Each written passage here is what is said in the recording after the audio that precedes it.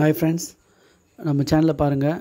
எல்லா படமும் வந்து பார்த்திங்கன்னா அப்டேட்டு ரிவ்யூஸ் நான் உங்களுக்கு கொடுத்துட்டே இருப்பேன். ஸோ நோட்டிஃபிகேஷன்ஸ் வந்தால் நீங்கள் அதை மார்க் பண்ணிங்க.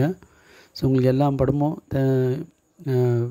உங்களுக்கு நோட்டிஃபிகேஷன்ஸ் வந்துன்னு இருக்கும். நீங்கள் எல்லா படத்தை பற்றியும் நீங்கள் அப்டேட்டடாக தெரிஞ்சுக்கலாம். இப்போ நீங்கள் பார்க்க போகிற படம் லாபட்டா லேடிஸ், அப்படின்னா தொலைந்து போன பெண்கள்னு அர்த்தம்.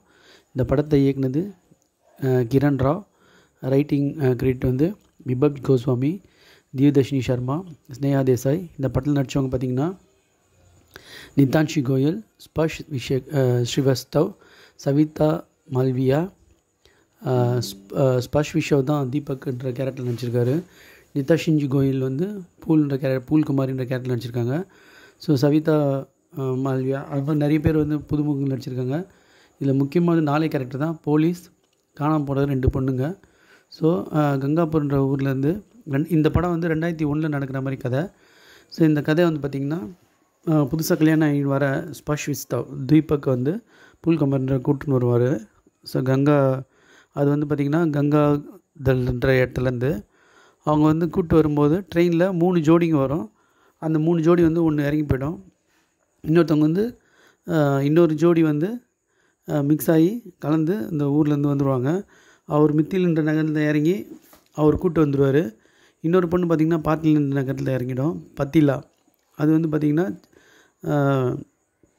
அந்த பொண்ணு வந்து பார்த்திங்கன்னா பூல்குமாரின்றவங்க வந்து பத்தியாலன்ற நகரத்தில் இறங்கி அந்த ரயில்வே ஸ்டேஷன்லேயே ஒரு கேன்டீன்லேருந்து தஞ்சம் புகுந்து அங்கேருந்து எப்படி இவங்க இந்த ஜோடி வந்து பிரிஞ்ச ஜோடி, மிக்ஸான ஜோடி வந்து ஒன்று சேர்ந்தாங்களா இல்லையா, இல்லை எப்படி மாறினாங்க, அதாவது அந்த ரயில்வே ஸ்டேஷனில் கூட்டின்னு வரும்போது அந்த பொண்ணு ஏன் இறங்கி வந்தது, இவங்க பொண்டாட்டி அந்த பூல்குமாரின்னு தூங்கி இருக்கும்போது இன்னொரு ஸ்ரேயா ஜெயா, அதுக்கு வந்து 2 பேர் இருக்கும். அந்த ஜெயான்ற பொண்ணால் தான் கன்ஃபியூஷனே வருது. அந்த ஜெயான்ற பொண்ணு தப்பான மாப்பிள்ளைன்னு தெரிஞ்சோம் ஏன் வந்தாங்க, அவங்க மறுபடியும் அவங்க என்ன போய் மாறுறாங்க அப்படின்றது தான் படத்தோட கதை. இந்த படம் வந்து காமெடி சீனாக நினச்சி எடுத்திருக்காங்க. இந்த படத்தில் காமெடின்ற சீனே ஒன்றுமே இல்லை. இந்த பூல்குமாரின்றது ரயில்வே ஸ்டேஷனில் ஒரு காமெடி பண்ணோம், நீ எங்கேருந்து வந்தவங்க என் வீட்டிலேருந்து வந்தோம், இது ஒன்று மட்டும் தான் காமெடியாக இருந்தது.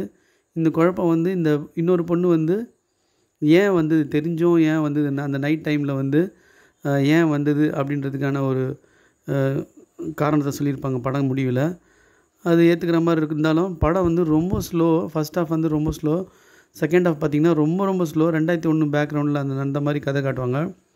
இதில் என்ன நல்லான்னு கேட்டிங்கன்னா, இந்த பூல்குமாரின்ற கேரக்டர் வந்து நடிப்பு யதார்த்தமாகவும் நல்லா இருந்துச்சு.